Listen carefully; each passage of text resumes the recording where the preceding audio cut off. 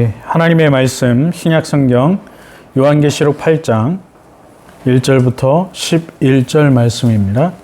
1절과 2절 그리고 10절과 11절을 봉독해 드리겠습니다. 일곱째 인을 떼실 때에 하늘이 반 시간쯤 고요하더니 내가 보매 하나님 앞에 일곱 천사가 서 있어 일곱 나팔을 받았더라. 10절입니다. 셋째 천사가 나팔을 부니 횃불같이 타는 큰 별이 하늘에서 떨어져 강들의 3분의 1과 여러 물샘에 떨어지니 이 별 이름은 쓴 쑥이라. 물의 3분의 1이 쓴 쑥이 되매 그 물이 쓴 물이 되므로 많은 사람이 죽더라. 아멘. 20세기 중반에 들어서면서 독일의 프랑크푸르트 학파와 이탈리아의 철학자였던 그람시라고 하는 사람이 고전 마르크스 공산주의가 정치와 경제, 사회적인 혁명을 시도하다가 결국 실패했다는 것을 깨닫게 되었습니다.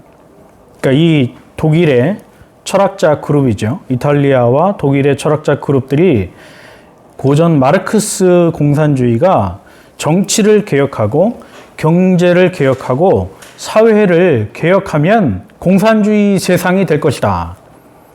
그런 이론을 가지고 시도했지만 결국에 실패했습니다. 그래서 이 사람들은 새로운 막시즘, 새로운 마르크스주의를 주창하게 됩니다. 이 사람들은 정치와 경제와 사회를 개혁하는 것이 실패했기 때문에 이번에는 방향을 바꾸어서 종교를 개혁하고 문화와 교육을 개혁하면 공산주의를 이룰 수 있다. 이렇게 생각한 것이죠. 이때 당시에 서구 사회를 지배했던 종교는 기독교였습니다.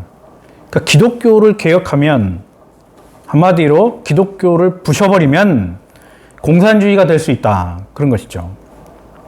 또 문화도 역시 마찬가지로 칼빈이 주장한 이후에 세상의 문화라고 하는 것은 인간들이 죄 가운데서 자기 영광을 위해서 만드는 그런 문화가 아니고 하나님의 말씀, 하나님께서 주신 문화 명령에 근거해서 세상의 문화를 성경적으로 개혁해야 한다. 이것이 우리 종교 개혁자들의 주장이었습니다. 그래서 이때까지만 해도 서구의 문화들은 기독교적인 바탕이 깔려 있었어요. 그러니까 일부 일처라든지 아니면 주일이 되면 안식한다든지 이러한 문화들이 있었습니다. 그러나 이러한 문화를 다 깨부셔버린다. 이것이 이들이 주장했던 것이고, 교육도 마찬가지죠. 교육도 기존 학교에서 배우는 교육을 보면 창조론을 기본으로 해서 하나님께서 온 세상을 창조하시고 그 창조하신 세상을 하나님이 어떻게 인도해 가시는가, 이러한 기본적인 창조론에서 출발했지만 이들이 등장한 이후에는 이러한 창조론을 학교 밖으로 내쫓아 버립니다. 그래서 학교에서는 더 이상 창조론을 가르치지 못하게 하고 진화론만이 과학적인 학설이다, 이렇게 가르치는 것이죠. 그래서 서구 사회, 백인, 남성, 기독교, 자본과 그리고 기성세대를 다 무시하고 무너뜨리고 좌파 정치인, 노동자, 청년, 여성, 비기독교, 성소수자 중심의 혁명을 강조했던 것입니다. 그래서 20세기 중반에 이들이 주장했던 이 신막스주의가 전 세계를 지배하는 오늘날의 큰 흐름이 되는 것이죠. 그래서 이 물결을 거스르고 있는 것은 전 세계에 유일하게 교회밖에 없습니다. 1968년 좌파 이론가였던 마르쿠제가 여기에다가 동성애자와 성전환자를 혁명의 주체로 첨가했습니다. 그래서 동성애자들이나 성전환자들이 이 신막스주의의 최전선 앞에 나서서 이제 부르짖기 시작을 하는 것이죠. 그래서 청년들에게는 힘들게 일하지 말고 어차피 너희들이 피땀 흘려서 일해봐야 다 노인들을 먹여 살리는 일에 허비되고 너희가 버는 돈은 다 노인들을 위해서 들어가니까 열심히 일하지 마라, 이렇게 가르쳤다는 것이죠. 그래서 오늘날 청년 실업자들이 늘고 있는 현상 중에 원인 중에 하나가 바로 이런 것입니다. 그러니까 열심히 젊은 시절에 일해봐야 사회를 먹여 살리고 노인들을 먹여 살리니까 그렇게 열심히 일하지 마라. 그리고 청년들에게 사회적인 책임을 다하지 마라. 그러니까 우리나라 같은 경우에는 남자 청년들이 군대를 가는 것이 의무화되어 있지만 그렇게 사회적인 책임을 다하지 마라. 세금도 내지 말고 군대도 가지 말고 법을 다 지키려고 애쓰지도 마라. 그런 식으로 가르치는 것이죠. 그리고 성적인 쾌락을 누리면서 살라 이렇게 강조합니다. 성적인 해방을 누려라. 굳이 사랑하는 사람을 만나서 일부 일처제로 결혼해가지고 가정을 꾸리고 아이들을 낳고 그 아이들에게 온 인생을 다 투자해서 아이들을 가르치고 키울 필요가 없다. 이것이 신막스주의의 사상입니다. 또 1960년대 좌파 여성 12명이 마르크스주의 신조를 홍보하기 위해서 미국에서 정기적인 모임을 가졌습니다. 이들이 주장한 내용도 역시 비슷한 거예요. 가정을 파괴하고 그러니까 하나님이 말씀하신 일부 일처제도의 근거에서 남자와 여자가 만나서 가정을 이루고 자녀들을 사랑하고 낳아 기르면서 행복한 가정을 이루는 것, 그것이 복된 것이다 이렇게 가르쳤던 기존의 사상을 다 파괴하는 것이죠. 가정 없어도 되는 거야. 그냥 너희가 스스로 돈 벌어서 너희만 잘 먹고 잘 살면 되는 거야. 이런 식으로 가정을 파괴하는 주장을 했고 일부 일처 제도를 파괴해야 된다 이렇게 주장했고 교회와 국가를 파괴해야 된다. 더 이상 교회는 존재할 필요가 없고 더 이상 국가라고 하는 틀에 매여 있을 필요도 없다. 그리고 음란과 매춘과 낙태와 동성애를 조장해야 한다 이렇게 주장했습니다. 그런데 이들이 주장한 사상이 불과 몇십 년 뒤에 오늘날 세계의 흐름을 보게 되면 그대로 하나씩 이루어져 가는 모습을 볼 수가 있어요. 우리나라의 사회나 정치와 경제와 모든 분야를 보면 이것이 그대로 이루어져 가고 있는 것이죠. 세계의 흐름을 보면 결혼보다 이혼을 좋은 것으로 방송이 포장합니다. 오늘날 드라마나 영화에 보면 대부분 결혼보다는 이혼이 옳은 거야. 그래, 이혼할 수도 있어. 그러면서 성경적인 근거 없이 그냥 성격이 안 맞으면 이혼하고 내 마음에 들지 않으면 이혼하고 돈이 없으면 이혼하고 이런저런 핑계를 대면서 다 이혼을 옳은 것처럼 당연한 것처럼 오늘날 홍보하고 있다는 것이죠. 일부 일처 제도 역시 고대의 낡은 제도인 것처럼 무시합니다. 그래서 한 명의 여자와 한 명의 남자가 결혼해서 끝까지 살 필요는 없고 중간에 필요하면 이혼도 할 수 있고 일부 다처, 그러니까 남편은 하나이고 아내는 여러 명을 두어서 여러 살림을 차려도 되고 능력이 된다면 반대로 여자는 한 명이고 남편이 여럿이 되어도 무슨 상관이냐 그러면서 이상한 결혼 제도들을 가지고 오는 것이죠. 결국에는 하나님이 세워놓으신 일부 일처 제도를 파괴하려고 하는 거예요. 또 교회를 조롱하고 국가의 질서를 흔드는 모습을 흔히 볼 수 있습니다. 노조라고 하는 것을 만들어서 결국에는 국가를 뒤흔들어 버리려고 하는 사상들, 이런 것들이 오늘날 세상이 돌아가는 모습이죠. 뿐만 아니라 법을 개정해서 간통죄를 폐지하고 낙태죄를 없애고 있는 것입니다. 동성애와 동성혼을 합법화하려고 하는 것이죠. 이것이 다 신막스주의의 사상입니다.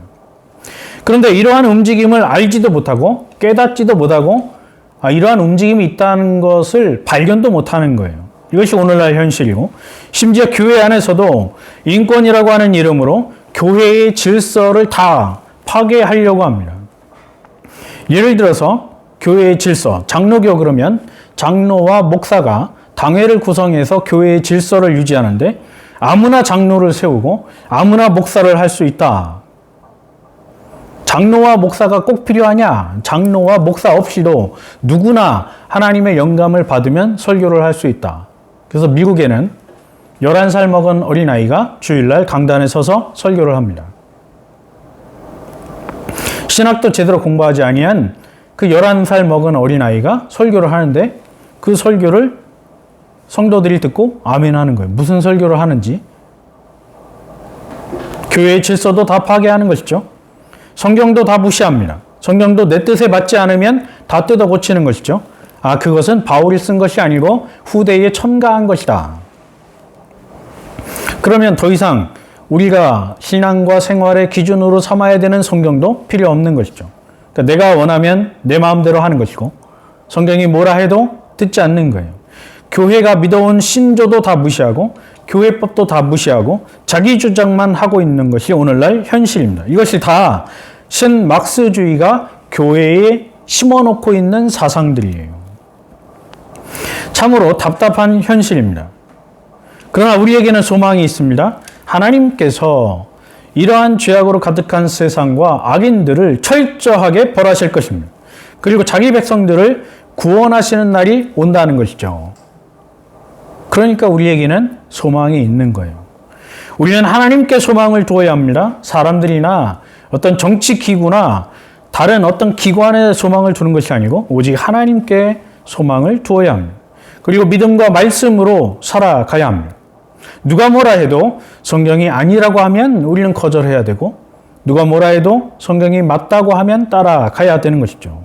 그것이 올바른 신앙인이고 하나님을 믿는 하나님께 소망을 두는 성도들의 모습이라고 하는 것입니다.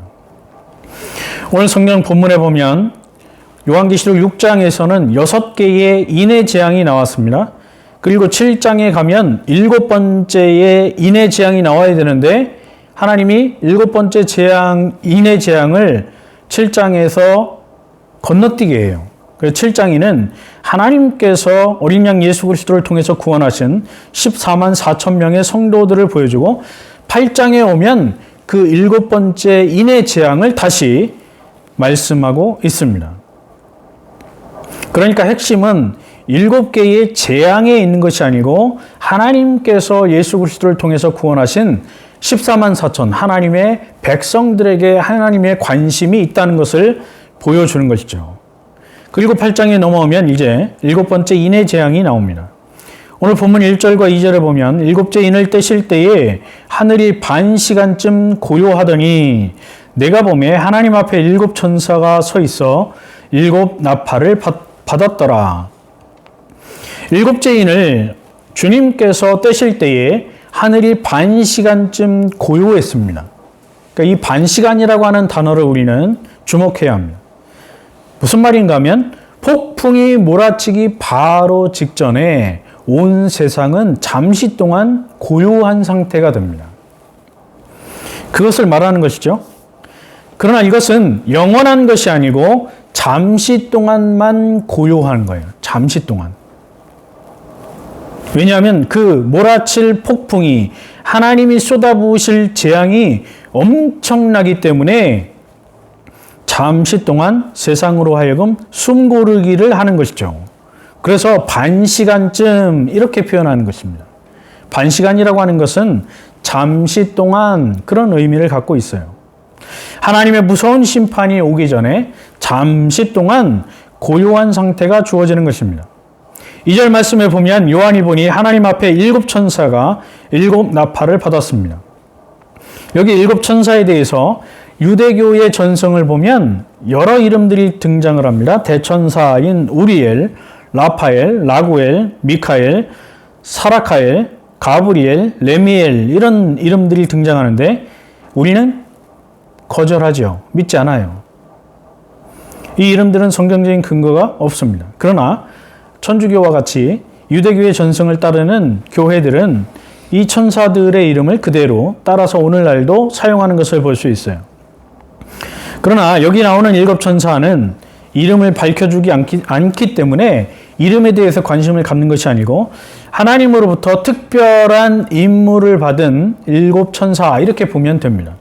그러니까 하나님께서 7 천사들을 불러서 그들에게 특별한 임무를 주셨다 이렇게 이해하면 되는 것이죠.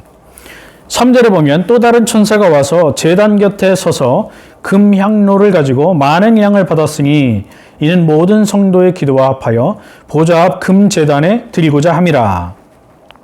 3절에 보면 또 다른 천사가 등장합니다. 이 천사는 앞에 나온 7 천사들과는 구분이 되는 다른 천사입니다.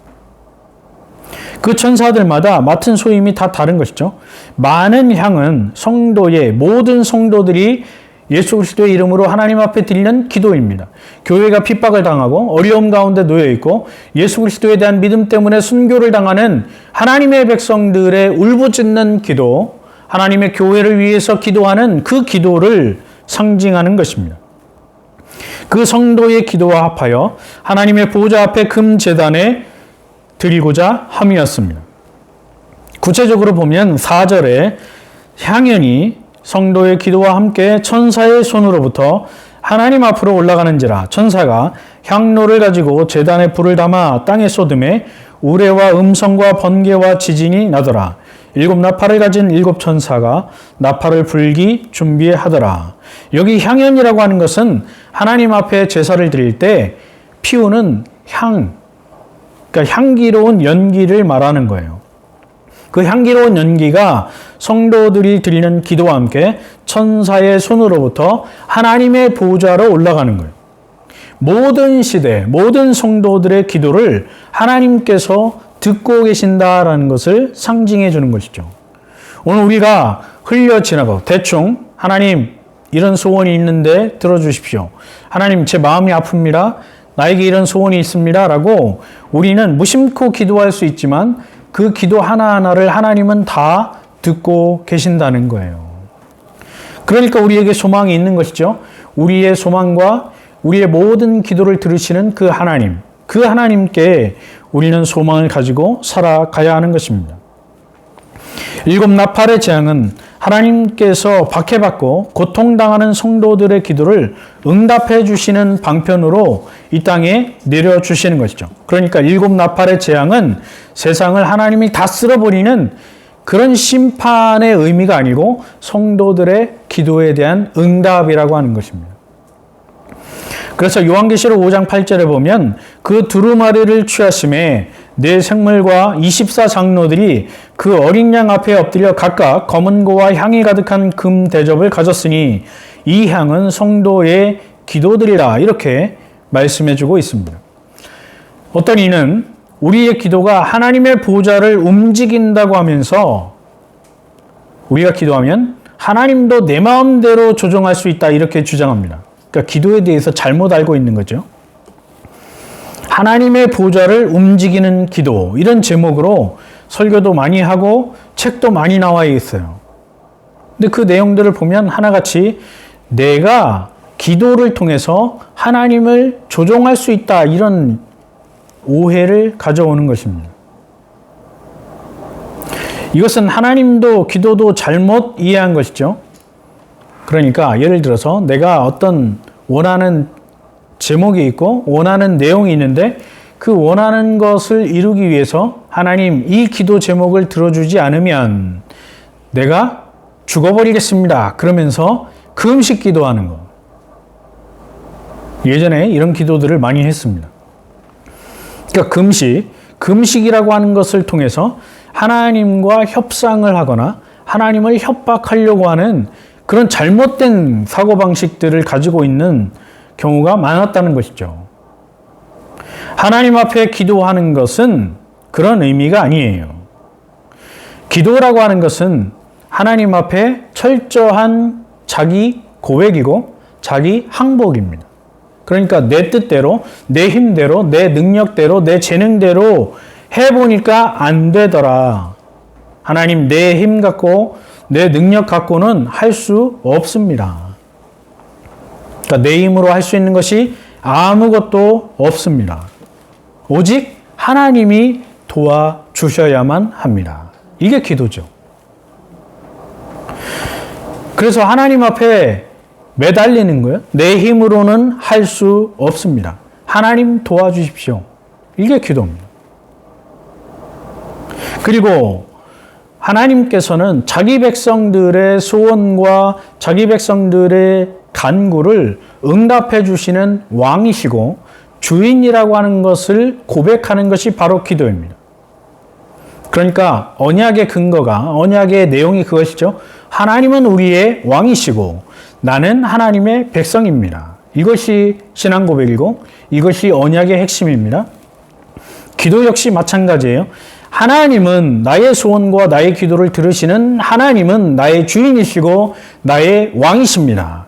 나는 그분의 백성일 뿐입니다. 그것을 고백하는 것이 기도입니다. 단 기도의 응답은 하나님의 뜻에 맞을 때 주어지는 것이죠. 하나님을 협박하고 하나님께 계속해서 졸라대는 것, 그것이 기도는 아닙니다. 그런데 우리는 기도를 잘못 알고 있고, 내가 기도하면 하나님은 무조건 내 말에 복종해야 되고 내 뜻에 순종해야 되는 것처럼 그렇게 기도를 잘못 알고 잘못 가르치고 있는 것이 오늘날 교회들의 모습이에요. 5절에 보면 천사가 향로를 가지고 제단에 불을 담아서 땅에 쏟습니다. 그러자 우레와 음성과 번개와 지진이 일어났습니다. 무엇을 말하는가 하면 하나님의 진노를 상징하는 거예요. 우레와 음성과 번개와 지진은 하나님의 진노입니다. 순서적으로 보면 일곱째 인의 재앙이 끝나고 다시 7개의 나팔의 재앙이 주어지는 것처럼 보이죠. 시간 순서대로 보면 7개의 인의 재앙이 끝난 다음에 하나님이 만족하지 않아서 다시 7개의 나팔 재앙을 그 이후에 플러스 해가지고 더해서 주시는 것처럼 그렇게 보입니다. 그러나 계시록은 시간 순서로 이루어진 것이 아니고 점진적인 구조로 되어 있어요. 그러니까 7개의 인의 재앙과 7개의 나팔의 재앙은 시기적으로 앞에 뒤에가 아니고 동시에 일어나는 거예요. 동시에 일어나는데 그 재앙을 다른 각도에서 보는 것이다. 이렇게 봐야 합니다. 그것이 요한계시록을 바르게 이해하는 거죠. 그러니까 조금 어렵지만 우리가 요한계시록을 이해할 때 시간 순서대로 사건들이 전개되는 것이 아니고 앞에 이루어진 사건을 다른 각도에서 또 보는 거예요. 그러니까 앞에서 보고 위에서 보고 뒤에서 보는 거죠. 그것이 7인의 재앙과 7 나팔의 재앙과 그 뒤에 나오는 7 대접의 재앙입니다. 그러니까 똑같은 하나님의 재앙을 다른 각도에서 보는 것을 요한이 보고 기록했다라고 하는 것이죠. 그래서 첫 번째 인부터 네 번째 인까지는 죄인들에 대한 하나님의 심판을 보여주고, 첫 번째부터 네 번째 나팔의 재앙을 보면 인간들이 사는 세상, 인간들이 살아가는 그 환경에 대해서 하나님이 심판하시는 모습을 보여줍니다. 그러니까 관점이 약간 다른 거예요. 다섯 번째 인은 순교자의 기도를 보여주고, 다섯 번째 나팔은 귀신들의 파괴 공작을 보여줍니다. 여섯 번째 인은 최종 심판을 말씀하고, 여섯 번째 나팔의 재앙은 전쟁을 다루고 있습니다. 이것은 시간적인 순서대로 일어나는 것이 아니고 동시적으로 일어나는 거예요. 더 나가서 6절에 보면 7 나팔을 가진 7 천사가 나팔을 불기 시작합니다. 7째 인은 말탄 자가 심판을 행하는 것으로 나오고, 7 나팔을 보면 천사들이 나와서 심판하는 것으로 나옵니다. 다른 것이 아니고 같은 것인데 다른 관점에서 보는 것이죠. 그러니까 7째 인의 재앙을 보면 천사들이 등장하지 않고 말탄, 각종 색깔의 말을 탄 자들이 나타나서 재앙을 붓는 것처럼 나오죠. 그런데 7 나팔의 재앙을 보면 천사들이 나팔을 붑니다. 그때 재앙이 쏟아지죠. 그러니까 보는 각도에 따라서 차이가 있다는 거죠. 7개의 인은 인간들을 직접 심판하지만 7개의 나팔은 피조 세계를 통해서 인간을 심판하고 있는 것입니다. 6장 8절에 보면 7개의 인 중에 네 번째 인이 땅의 4분의 1을 사망 권세로 들어가게 몰아넣는 것을 보게 됩니다. 그러나 본문에 보면 7개의 나팔은 땅에, 바다에, 강에, 해와 달, 별의 3분의 1을 파괴하는 것으로 나옵니다. 그러니까 더 확대되는 것이죠, 심판이. 더 나가서 7개의 대접 재앙에서는 이 재앙들이 점점 더 확대되고 전체를 파괴하는 것으로 그렇게 묘사가 되고 있습니다. 그러니까 진전이 되고 더 확대가 되는 것이죠. 이러한 요한계시록의 구조를 알아야 이 말씀들을 이해할 수 있고 올바르게 해석할 수 있는 것입니다. 7절 말씀에 보면 이제 첫 번째 천사가 나팔을 부니 피 섞인 우박과 불이 나와서 땅에 쏟아짐에 땅의 3분의 1이 타버리고 수목의 3분의 1도 다 타버리고 각종 푸른 풀과 풀도 다 타버렸다. 이렇게 말씀하고 있습니다. 그러니까 첫 번째 천사가 나팔을 부니까 이제 재앙이 시작이 되죠. 피 섞인 우박과 불이 나오게 됩니다. 그래서 땅에 쏟아지고 땅의 3분의 1이 타버리고 20개의 3분의 1도 타버리고 각종 푸른 풀도 타버립니다. 땅과 수목에 대한 심판이죠. 하나님께서 창세기 1장에 보면 인간을 창조하시기 전에 하나님이 땅을 창조하시고 그 땅에 각종 나무와 풀들이 나게 하셨습니다. 그것을 하나님이 심판하시는 거예요. 이것은 인간들이 먹고 살아가는 양식에 대한 심판입니다. 그래서 양식의 공급이 문제가 발생하게 되는 것이죠. 양식이 떨어져서 경제적인 어려움이 주어진다라고 하는 거예요. 그러니까 오늘날 옛말에 이런 말이 있습니다. 경제, 그러니까 가난이라고 하는 것은 원님도 혹은 왕도 해결을 하지 못한다. 이게 언제 나온 말인가 하면 조선시대에 나온 말이죠.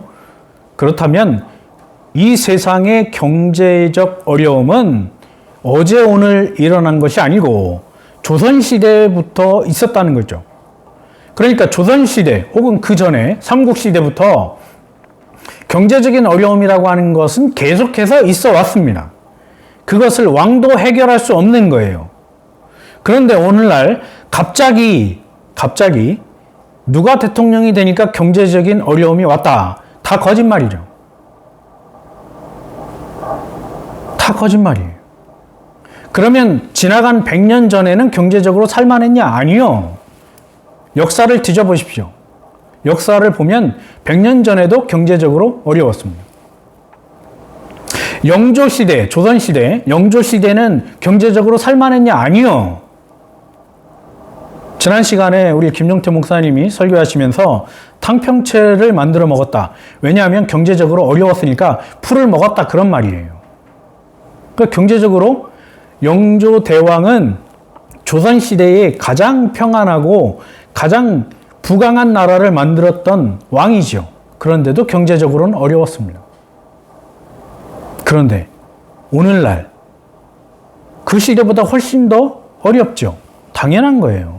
앞으로 시대가 지나면 지날수록 경제적인 어려움은 더 커집니다. 좋아지지 않습니다. 성경에 분명히 말씀하고 있죠. 누구 때문이 아니고 하나님께서 세상을 심판하시는 방법 중에 하나입니다. 그런데 이 경제를 뒤집어 엎는다? 천만의 말씀이죠. 그건 하나님께 반역하는 거예요. 세상은 점점 더 경제적으로 어려워질 것입니다. 그것이 성경적인 거예요. 그래서 우리는 기도해야 되는 거죠. 하나님 도와주세요. 기도해야 되는 거예요. 비판한다고 해서 경제가 뒤집어지지 않습니다. 뿐만 아니라 8절과 9절에 보면 둘째 천사가 나팔을 부니 불 붙는 큰 산과 같은 것이 바다에 던져짐에 바다의 3분의 1이 피가 되고 바다 가운데 생명 가진 피조물들의 3분의 1이 죽고 배들의 3분의 1이 깨지더라. 이제 두 번째 천사가 나팔을 붑니다. 그러자 불 붙는 큰 산과 같은 것이 바다에 던져졌습니다. 수많은 학자들은 이것을 화산 폭발이나 해성이 떨어져서 이렇게 바다가 오염되고 사람들이 죽는다 이렇게 해석합니다. 잘못된 해석이죠. 화산이 폭발한다고 해서 전 세계의 바다의 3분의 1이 피가 되진 않습니다. 엉터리 해석이에요. 해성이 떨어진다고 해서 바다의 3분의 1이 피가 되지는 않습니다. 그러니까 자기 마음대로 성경을 해석하는 거죠. 만약에 앞에 것이 문자 그대로 화산이나 해성이라고 해석한다면 바다의 3분의 1이 피가 되는 것은 설명할 수가 없어요. 그냥 다 사라져버리거나 땅도 마찬가지 동시에 없어지는 것이죠. 성경은 불 붙는 큰 산이 바다에 던져진다 이렇게 말하지 않습니다. 그러니까 성경을 잘 봐야 돼요. 불 붙는 큰 산이 바다에 던져진다 이렇게 말하지 않고 불 붙는 큰 산과 같은 것이 이렇게 말합니다. 그러니까 불 붙는 큰 산이 바다에 던져지지 않는다는 거죠. 그러니까 보기에 묘사할 수 있는 당시에 묘사할 수 있는 수사학적인 능력이 이거밖에 안 되는 거예요. 그러니까 불 붙는 큰 산과 같은 것이 바다에 던져졌다라고 묘사를 한 것이지 실제로 불 붙는 큰 산이 던져진 게 아니라는 것이죠. 이것은 하나님의 심판이 얼마나 무서운가를 보여주는 것입니다. 그래서 바다에 재난이 주어지는 것을 상징하는 거예요. 다른 말로 바꾸면 바다가 오염이 되어서 3분의 1의 물고기들이 죽고 바다가 오염된다는 거예요. 이 피의 재앙이라고 하는 것은 어느 날 갑자기 나온 것이 아니고 이미 출애굽기에 나옵니다. 10가지 재앙을 하나님이 애굽에 쏟아 부으실 때 거기에 피의 재앙이 있었습니다. 출애굽기 7장 17절 이하에 보면 여호와께서 이같이 이르노니 내가 이로 말미암아 나를 여호와인 줄 알리라. 볼지어다 내가 내 손의 지팡이로 나일강을 치면 그것이 피로 변하고 나일강의 고기가 죽고 그 물에서는 악취가 나리니 애굽 사람들이 그 강물 마시기를 싫어하리라. 하나님께서 이미 출애굽 당시에 애굽에 10가지 재앙을 부으셨는데 그 중에 하나가 나일강을 피로 물들게 하는 것이죠. 왜 이런 하나님이 재앙을 내리셨는가 하면 당시에 애굽의 종교적인 풍습을 알아야 합니다. 애굽 사람들은 나일강을 신으로 섬겼습니다. 그러니까 우리처럼 그냥 땅만 파면 물이 나오는 지역이 아니기 때문에 그 사람들은 강 주변에 모여서 살았어요. 그러니까 대도시들은 수도라든지 중요한 도시들은 강을 중심으로 해서 모여 발달했다라고 하는 것이죠. 왜냐하면 물이 없으면 살 수가 없으니까. 그래서 그 나일강을 신으로 섬겼습니다. 나일강이 우리에게 풍작을 주고 우리의 자녀들을 키워주고 우리에게 먹을 양식을 주고 그러니까 풍년을 가져다 준다. 그러니까 나일강에게 빌고 나일강이 신처럼 그렇게 대우를 받았다라고 하는 것이죠. 그래서 이스라엘 사람들이 아이를 낳아서 특별히 아들을 낳게 되면 어디에 갖다 버렸어요? 나일강에 갖다 버렸습니다. 그러니까 바로가 죽이라고 명령을 했기 때문에 우리의 힘으로는 바로의 명령을 거역할 수 없고 당시에 애굽인들이 믿고 있었던 생명의 신, 출산의 신, 그 나일강에 갖다가 아이들을 버리면 나일강이 아이들을 죽이지 않고 보호해 준다고 생각했던 것이죠. 그래서 바로의 공주도 임신이 안 되니까 불임이었기 때문에 임신을 하기 위해서 나일강에 와서 목욕을 했던 거예요. 그러니까 이것이 당시 이집트 사람들, 애굽 사람들의 신앙이었습니다. 그런데 하나님은 그들이 믿고 있었던 그 생명의 신을 죽여버린 거죠. 그게 나일강을 피로 물들게 해버리는 거예요. 그럼 사람들이 볼 때 나일강이 우리가 믿던 나일강의 신이 죽었구나 이렇게 인식을 하게 되는 것이죠. 더 이상 하나님께 도전할 수 없는 거예요. 그것처럼 하나님께서 바다를 이렇게 심판하신다라고 하는 것이죠. 그처럼 육지와 더불어 인간의 음식과 부기를 제공했던 바다가 하나님의 심판 가운데 놓이게 된다는 것을 보여줍니다. 9절에 보면 바다 가운데 생명 가진 피조물의 3분의 1이 죽고 배들의 3분의 1이 깨집니다. 그러니까 바닷속에서 어부 생활을 해서 물고기를 잡아서 팔아먹고 그것으로 생계를 유지했던 그 모든 것이 다 끊어지는 거예요. 그 다음에 배들의 3분의 1이 깨지니까 더 이상 무역을 할 수가 없게 되는 것이죠. 이것이 경제적인 파탄으로 이어지게 됩니다. 이것은 인간들에게 엄청난 피해가 주어진다는 사실을 보여주고 있어요. 더 나아가서 10절과 11절에 보면 셋째 천사가 나팔을 부니 횃불같이 타는 큰 별이 하늘에서 떨어져 강들의 3분의 1과 여러 물샘에 떨어지니 이 별 이름은 쓴 쑥이라. 물의 3분의 1이 쓴 쑥이 되매 그 물이 쓴 물이 되므로 많은 사람이 죽더라. 이제 세 번째 천사가 나팔을 부니까 횃불같이 타는 큰 별이 하늘에서 떨어집니다. 어떤 학자는 이것을 홍수나 전염병이라고 해석합니다. 그런 근거가 없어요. 홍수나 전염병으로 이런 일이 일어나지 않습니다.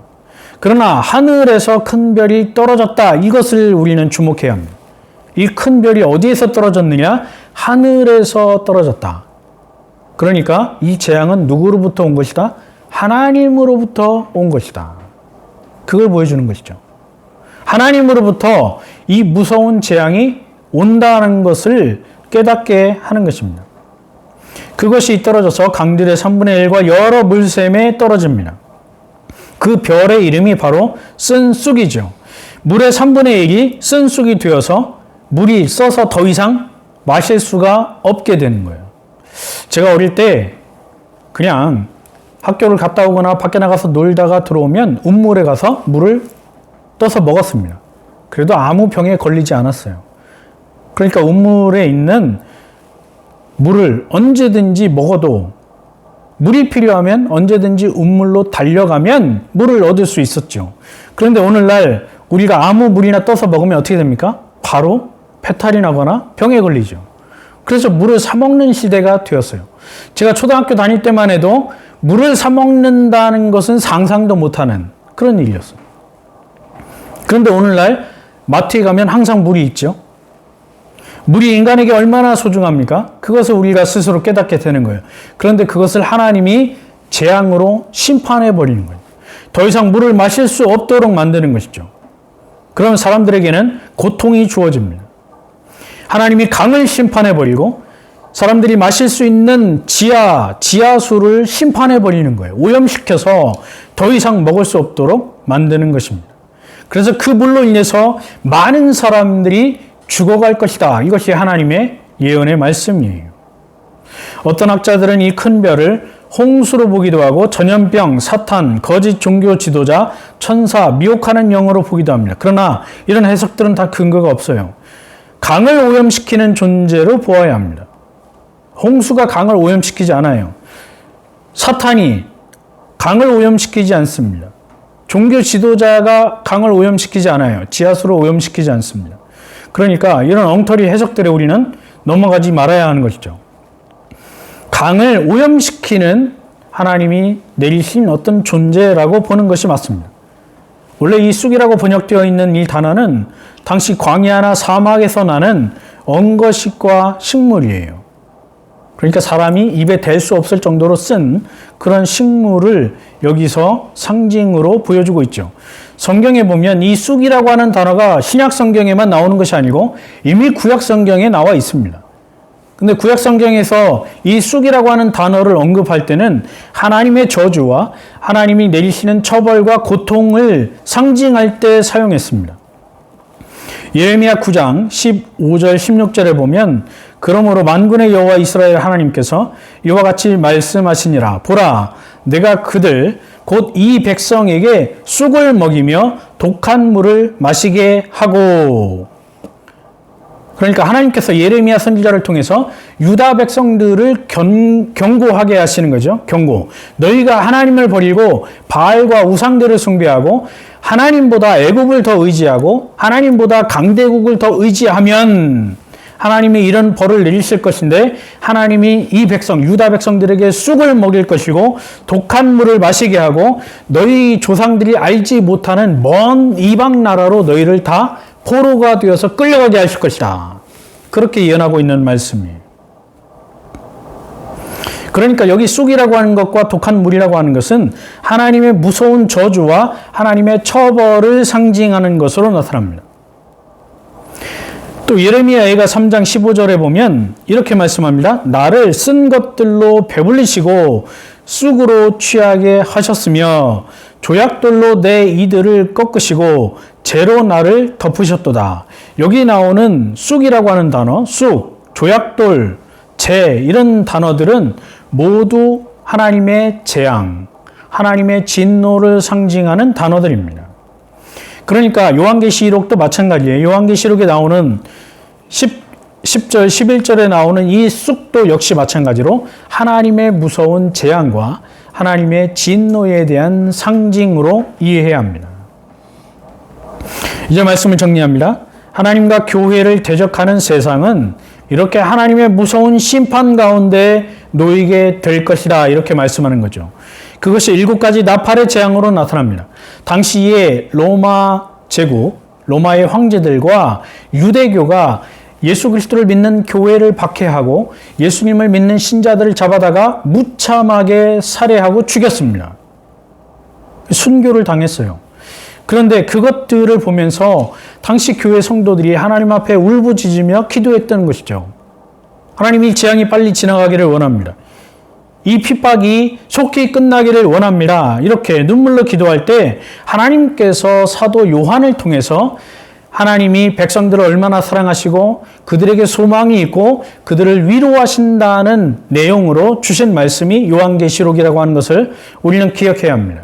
그렇다면 그 넓은 의미의 요한계시록을 주신 목적 속에서 오늘 본문도 이해해야 되는 것이죠.